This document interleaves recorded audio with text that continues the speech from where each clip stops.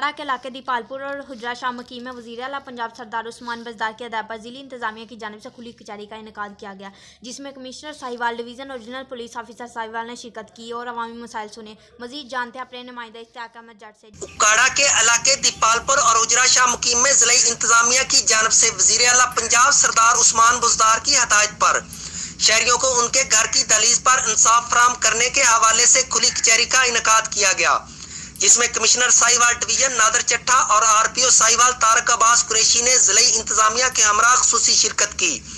इस मौका पर शहरियों ने शिकायत के अंबार लगा दिए। कमिश्नर नादर चट्टा और आरपीओ साहिवाल तारक अब्बास कुरैशी की जानिब से शहरियों की शिकायत को फौरी हल करने के लिए मौका पर ही अहकामात जारी किए गए। उनका कहना था कि शहरियों के मसाइल का फौरी हल तरजीहात है, इस हवाले से कोई सुस्ती बर्दाश्त नहीं की जाएगी।